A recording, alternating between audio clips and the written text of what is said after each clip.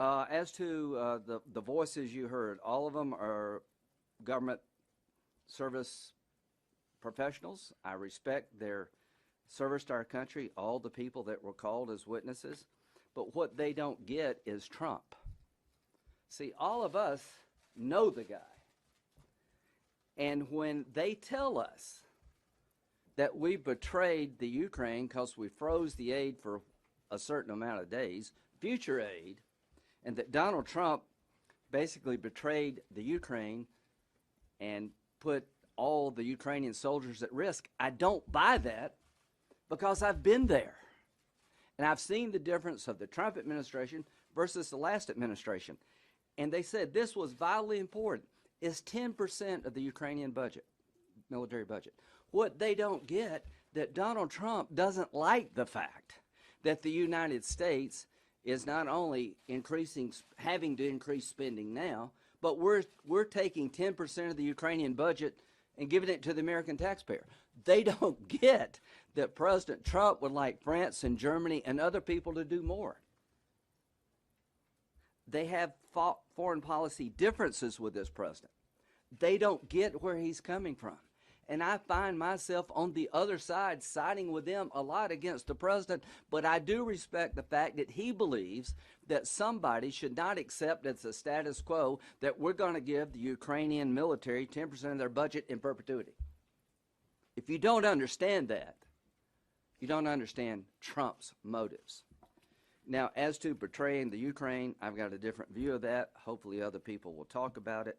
So the bottom line here is that when it came to President Trump's insistence that somebody look at what happened with the Bidens in the Ukraine, I think he's right.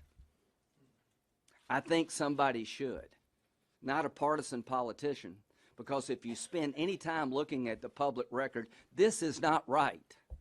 And I say this about a good friend. If you change the name to Pence or Trump or Barrasso or Graham, there'd be a completely different attitude by my friends on the other side.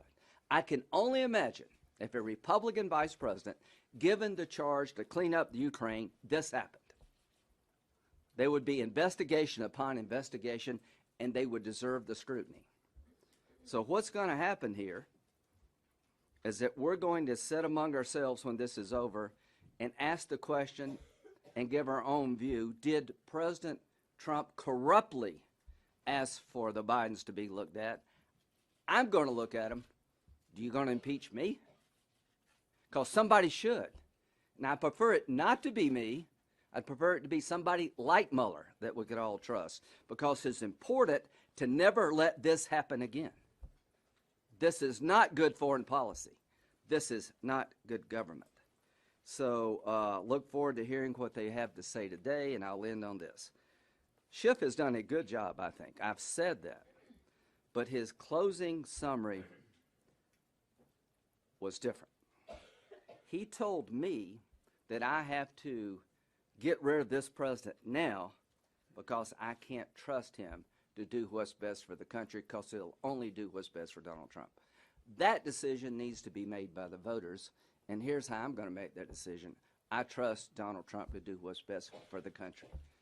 We'll have a chance to talk about what he's done for you and your family, and the idea that a politician says he can't serve anymore because he's been so self-centered, I find that to ring hollow. And as to Mr. Schiff's discussion about why we need to remove the president, I think you saw in there some animosity toward this president that needs to be resolved at the ballot box, not in the court of impeachment.